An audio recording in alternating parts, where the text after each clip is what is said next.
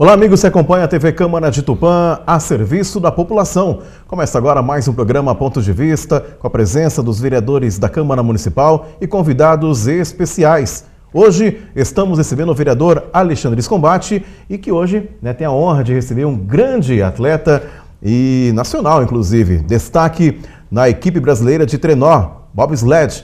Estamos recebendo com muito carinho o atleta Edson Bindilatti, que está visitando a nossa cidade de Tupã, vai falar um pouquinho sobre o bobsled, tirar muitas dúvidas, até porque é legal a gente propagar e falar um pouquinho da equipe brasileira que fez a diferença, inclusive, recentemente nas Olimpíadas de Pyeongchang, na Coreia do Sul. Então vamos falar um pouquinho sobre o preparo, como está a nossa equipe brasileira de bobsled. Vereador, seja bem-vindo ao programa Ponto de Vista, hoje recebendo o querido Edson Bindilatti aqui na cidade de Tupã. Obrigado, Glaucio. Obrigado, Edson. Sabe que o Edson foi referência esse ano, destaque em toda a mídia e assim o esporte que vem ganhando espaço, né? Então o Edson está aqui, ele tem parentes aqui em Tupã, tem o sangue tupanense também, né, Edson? Corre nas veias. Então ele está aqui para falar um pouco da história e do que esse esporte se prepara para o futuro. Edson, seja bem-vindo ao programa Ponto de Vista, a convite do vereador Alexandre Scombatti. Falando um pouquinho, até porque muita gente tem curiosidade de conhecer um pouco mais sobre bobsled, chamado trenó. Então é bem legal e vamos destacar durante o programa competições importantes, onde a equipe brasileira fez a diferença, fez bonito e com certeza o trabalho continua. Seja bem-vindo. Obrigado, Glaucio. Obrigado, Alexandre, pelo convite também. Prazer enorme estar aqui falando um pouquinho do bobsled, do trenó, da evolução do bobsled brasileiro aqui para vocês. E eu me considero tupanhense, né? Que bom. Nasci na Bahia, mas meus pais me adotaram com meses de vida. Então, meus pais são de Tupã, Jair Bindilatti, Dirce Lux Bindilatti. Então, a família conhecida aí na cidade. Então, eu considero assim, minhas férias sempre foi aqui, então sou mais tupanense do que baiano.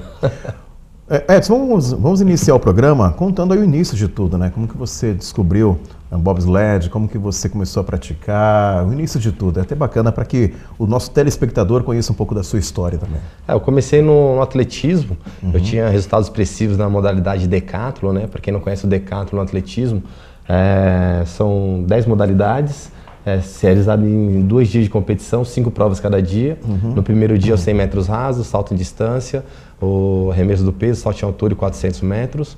No segundo dia, os 110 sobre barreiras, lançamento do disco, salto com vara, lançamento do dardo para destruir o atleta 1.500 metros rasos, que ele já está acabado, né? Então eu tinha alguns resultados expressivos. Fui campeão brasileiro durante 8 anos consecutivos na categoria de base, juvenil, depois principal. E tinha um ex-presidente da Confederação Brasileira de Esportes no Gelo, na época era a Associação de Esportes no Gelo. Ele morava em Boston e queria montar uma equipe brasileira de bobsled, porque todos os times do mundo usam os atletas do atletismo pela velocidade, força, explosão muscular para fazer o bobsled. Ele entrou em contato comigo pelos meus resultados, ele falou se eu queria fazer o bobsled, eu falei assim, não sei o que né? Ele falou, já assistiu o filme Jamaica Abaixo de Zero? Que é um filme famoso, jamaicanos, que vieram do atletismo também, tentaram a qualificação no atletismo, mas eles caíram na seletiva deles, aí acabaram conhecendo bobsled também. E eu falei assim, vamos lá, eu assisti o filme com a minha mãe, na época eu era mais novo, tinha 19 para 20 anos, minha mãe falou assim, não, você não vai para esse esporte que é muito perigoso. Eu falei assim, mãe, relaxa, não tem problema não. Hoje em dia os trenós eram mais desenvolvido tecnologicamente. Na verdade, eu nem sabia se era, eu queria ir conhecer. E aí eu fui, achei que eu ia só olhar o trenó descendo, aprender, conhecer, mas quando eu cheguei lá, o treino primeiro já começou no aeroporto, né? Você saindo do aeroporto, aquele frio lascado de menos 25 graus. Eu voltei para dentro do aeroporto novamente, coloquei todas as blusas que eu tinha, continuei passando frio, né? E a gente passa, e a gente acha que passa frio em Tupã, né? É verdade, porque a diferença não é só os menos 20, 25, é que a diferença você acaba tendo menos 50, 60 graus, né? Você sai daqui de 30 positivo e chega a menos 25, então é uma diferença muito grande. Esse foi o primeira dificuldade que eu encontrei. Mas enfim, qualquer lugar que você entra lá, tem toda a calefação, tudo quente, não tem problema, mas o esporte é outdoor, né, do lado de fora. Mas aí eles arrumaram umas blusas pra gente, aí eu achei que a gente ia olhar o trenó descendo, realmente a gente viu umas 2 descidas e já foi pro topo, e o treinador falou assim, ó, senta nessa posição aqui, não era o piloto, eu ficava atrás de cabeça baixa, né, rezando pra nada de mal acontecer. Aí eu falei assim, ó, só levanta e depois passa a linha de chegada. Eu falei, tudo bem. Aí eu desci, foi uma adrenalina gigantesca. Eu falei assim, caramba, o que eu tô fazendo aqui, né? Mas foi tipo um amor à primeira vista. E foi aonde, daí a gente viu que tinha condições para qualificar para Jogos Olímpicos, para grandes competições, e a gente foi evoluindo, né?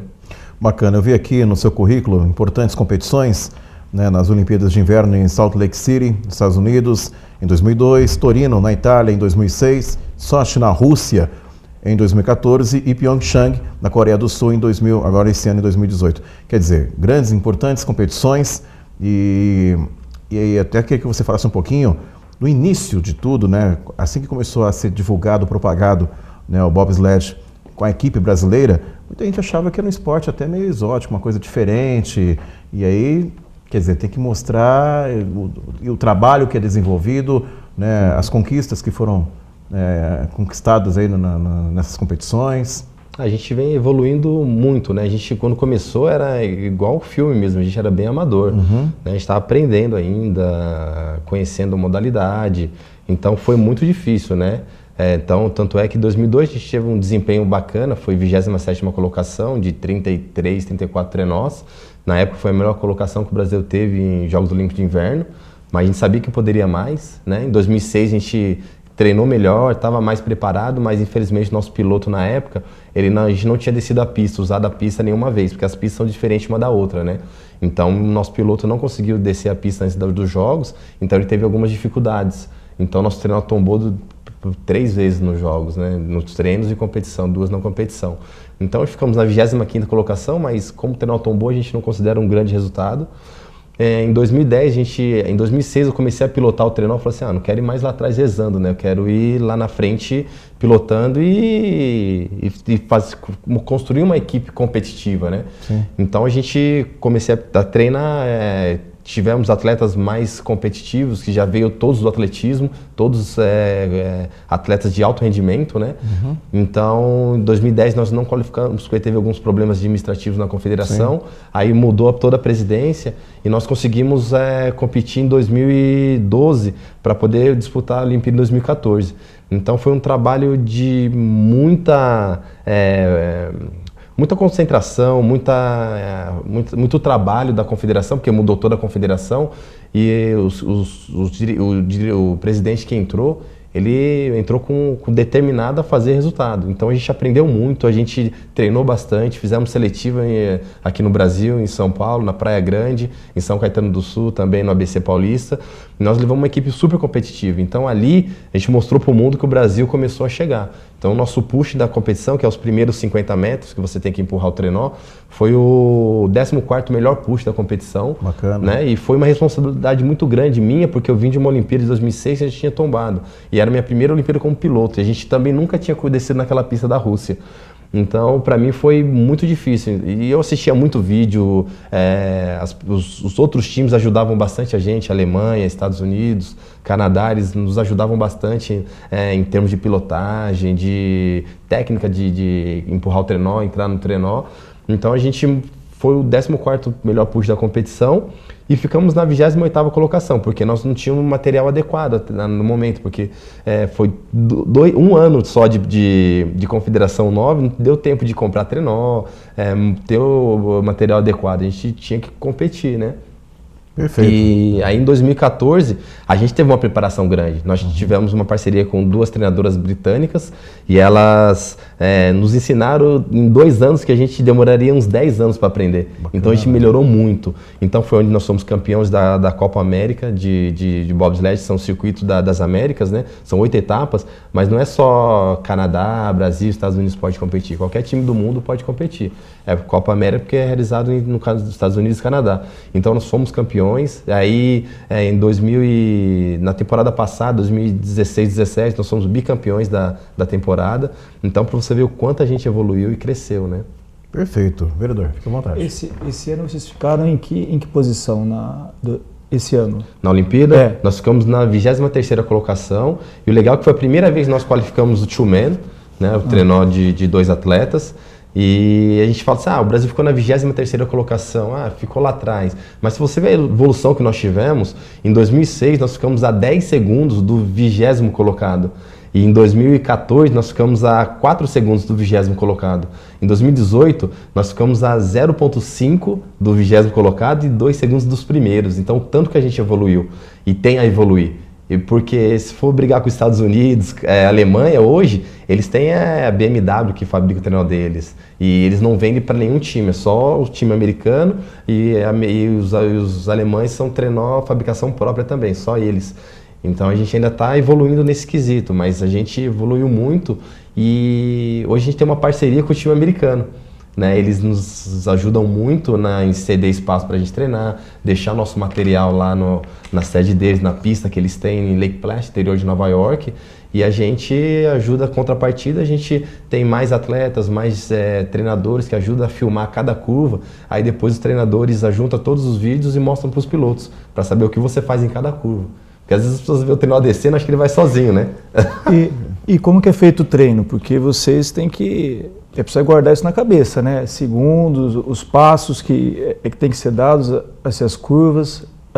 Mas como é que é feito esse treinamento? Tudo isso é muito bem treinado, né? Antes a gente esperava começar um mês antes da temporada para a gente ir para os Estados Unidos para poder treinar na pista de push, que é só uma pista de largada, você tem uns 50 metros para empurrar o trenó e entrar dentro, ele corre numa linha reta, né? Tem uma descida e uma subida para desacelerar o trenó, mas para você poder treinar mais vezes essa parte de arrancada, que é muito importante essa sincronia dos atletas na largada e ter a sincronia para entrar um atrás do outro e já sentar na posição, ficar na posição correta. Então isso é muito difícil para você ir na pista de descida mesmo, porque você vai empurrar uma vez, vai ter que descer, se não deu certo, aí vai ter que esperar novamente para descer de novo. Ali na pista de push não, você consegue fazer isso aí várias vezes, então fica mais automático. E antes a gente não tinha isso aqui no Brasil. Hoje a gente conseguiu construir uma pista de push, né, em São Paulo, e fica em Santo Amaro, no Núcleo de Alto Rendimento, o NAR, né, que é um centro muito bom para treinamento. Eles cederam espaço para a gente montar uma pista, que é um trenó que corre em cima de um trilho de rodinha, um trenó de rodinha que corre em cima de um trilho, e a gente consegue treinar toda essa parte de arrancada. Então a gente melhorou muito. Então a gente chega na temporada já com push igual ao dos outros times. Antes a gente chegava um pouco antes, mas só ia melhorar o push no final da temporada. Agora não, desde o começo da temporada a gente já chega com um push muito forte, porque é um dos carros-chefe do resultado final, né? Depois vem qualidade do trenó, as lâminas que deslizam no gelo, a pilotagem, que é muito importante. Quanto melhor a pilotagem, teoricamente melhora a descida. Então são vários fatores que fazem isso melhorar, né? Então a gente evoluiu muito nesse quesito. Então, para brigar por essa medalha, você acha que falta o quê para brigar por medalhas? Falta Brasil. Falta investimento financeiro para a gente comprar equipamentos, ou até a gente, quem sabe, a um médio espaço de tempo, a gente conseguir que engenheiros entendam a mecânica do trenó e a gente consiga construir um trenó brasileiro, porque tem todas as medidas da Confederação Internacional. Se você seguir as medidas exatas, você fazer o seu trenó, aí hoje a gente tem túnel de vento aqui no Brasil, então a gente pode colocar os atletas no trenó, num túnel de vento, para saber exatamente onde é a aerodinâmica do trenó, o que pode ser mudado. Daqui a pouco a gente tem um trenó, um dos melhores do mundo, feito no Brasil. E acho que isso hoje a gente não tem, é mais distante isso, mas o que está mais próximo da gente é o trenó, o material competitivo, né? Um trenó novo custa em média 45, 50 mil euros, né? E as lâminas que deslizam no gelo são vários tipos, de acordo com a temperatura do gelo, a pista que você está. Então as lâminas variam de 5, 10, 15, 20 mil euros, né? Então é um material caro. É um trenó que média 200 mil reais, então, se for mais ou menos média. Isso. E os melhores, engraçado que os melhores trenós que tem no mundo, é da Letônia, né? Que a gente tem Varpa aí, que tem a comunidade letão, né? Então, os melhores trenós do mundo, a maioria você vê a gente mostrar os trenós que são na Olimpíada, os que não são dos Estados Unidos, que é a BMW, e a Alemanha, que é a fabricação própria, quase todos os outros é da BTC, que é a marca do trenó da Letônia. Que eles fabricam e os que vendem para os outros atletas, né? Perfeito. Bom, nós chegamos ao final do primeiro bloco do programa Pontos de Vista, mas antes de encerrar esse bloco, nós vamos exibir uma matéria muito bacana, explicando o início de tudo, né, um pouco da história do bobsled, né, uma matéria que foi exibida no Esporte Espetacular, né, da TV Globo, e então, como arquivo, inclusive, pessoal aqui do Edson, vamos exibir essa matéria e daqui a pouquinho a gente volta com o segundo bloco aqui pela TV Câmara de Tupã, a serviço da população. Confira.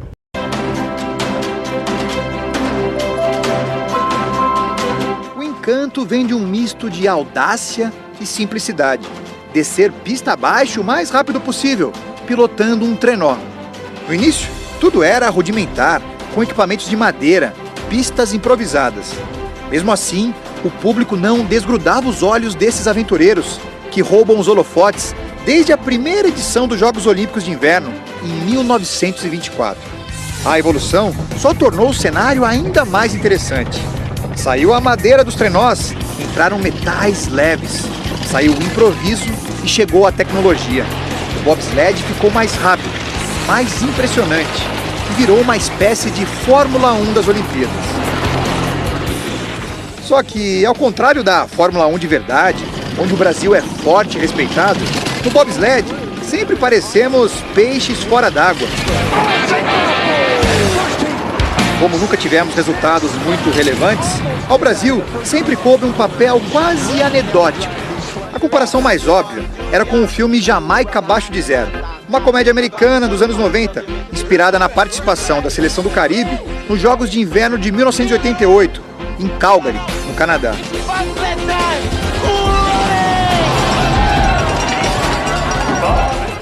Como fazer então para mudar esse estigma, se não temos gelo, pistas, tradição? Os brasileiros encontraram uma saída, juntando tecnologia e ciência de ponta. 2 anos atrás, a equipe firmou uma parceria com o Núcleo de Alto Rendimento Esportivo, de São Paulo.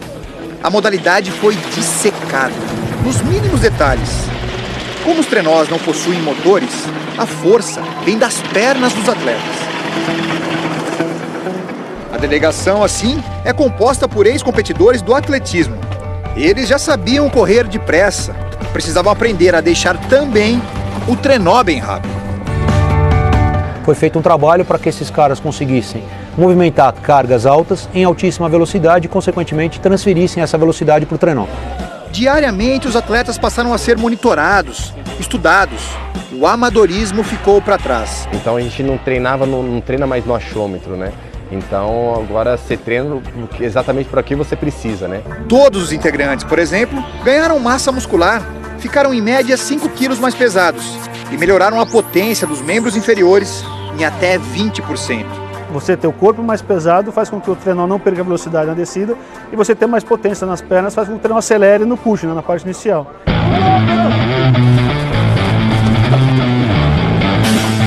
É justamente esse trecho inicial da prova que recebeu mais atenção. Como só treinavam os movimentos quando iam competir no exterior, os brasileiros não eram eficientes no push, os 50 metros iniciais, em que se empurra o trenó para ganhar velocidade.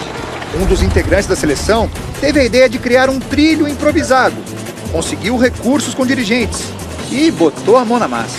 Peguei na garagem de casa, comecei a trabalhar e aí saiu essa pista de push. A gente consegue treinar o ano inteiro e a gente já chega lá na temporada com vários detalhes já ajustados. A sincronia do time, a posição de empurrada. Nessa fase de corrida, em cerca de 50 metros, os brasileiros levam o trenó de 270 quilos a quase 40 km por hora.